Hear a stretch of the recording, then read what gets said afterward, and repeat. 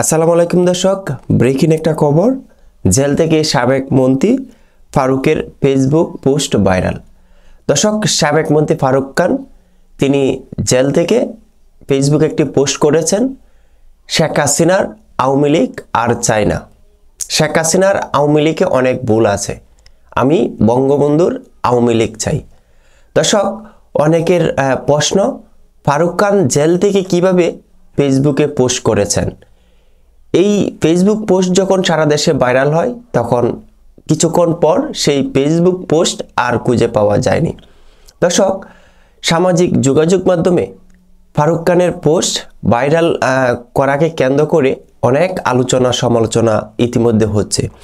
দর্শক, খবরে বলা হয়েছে সাবেক বেসামরিক পরিবহন ও পর্যটন মন্ত্রী লেফটেন্যান্ট কর্নেল অবসরপ্রাপ্ত ফারুক খানের ভেরিফাইড ফেসবুক অ্যাকাউন্টের একটি স্ট্যাটাস নিয়ে সামাজিক যোগাযোগ মাধ্যম ব্যাপক আলোচনা শুরু হয়েছে। স্ট্যাটাসটি ভাইরাল হওয়ার পর তার প্রোফাইলে আর খুঁজে পাওয়া যাচ্ছে না। প্রশ্ন তোলা হয়েছে, কারাগার থেকে তিনি কিভাবে ফেসবুকে পোস্ট দিলেন। উল্লেখ্য, গত বছরের অক্টোবরের 14 তারিখ দিবাগত রাতে তাকে ক্যান্টনমেন্ট এলাকা থেকে র্যাব গ্রেপ্তার করে বর্তমানে তিনি কেরানীগঞ্জ কেন্দ্রীয় কারাগারে বন্দী রয়েছেন। ফারুক খানের ভেরিফাইড ফেসবুক অ্যাকাউন্টে তিনি লিখেছেন, অনেক চেষ্টা করে অনলাইনে এসেছি, জেলের চার দেয়াল আমার নিজ সত্তার সামনে দাঁড় করায়। অনেক কিছু বলতে চাই, কিন্তু এখন সবই বলতে পারছি না।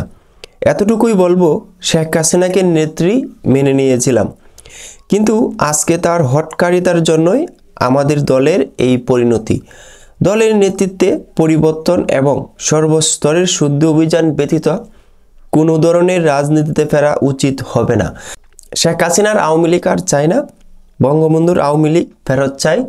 জয় বাংলা, জয় বঙ্গবন্ধু। দর্শক, খবরে আরও বলা হয়েছে ফারুক খানের ফেসবুক অ্যাকাউন্টের এই স্ট্যাটাস নিয়ে নানামুখী আলোচনা চলছে, যদিও ফেসবুক পেজটি আবারও ডিসেবল করে দেওয়া হয়েছে বলে ধারণা করা হচ্ছে। স্ট্যাটাসের পর অ্যাকাউন্টটি আর খুঁজে পাওয়া যাচ্ছে না। দর্শক, ফারুক খান জেল থেকে কিভাবে উনি স্ট্যাটাস দিলেন ফেসবুকে, এরকম আশ্চর্য বিষয়, তাই সারা দেশে অনেকটা তোলপাড় শুরু হয়েছে। ওনার যে মুখ্য ভাষ্য কিংবা মুখ্য মন্তব্য, উনি শেখ হাসিনার আওয়ামী লীগ আর চায় না। শেখ হাসিনার নেতৃত্বে অনেকটা হটকারী সিদ্ধান্ত আছে, অনেক ভুল আছে। উনি বঙ্গবন্ধুর আওয়ামী লীগ ফেরত চাই। উনি অনেক কিছু বলতে চেয়েছিলেন।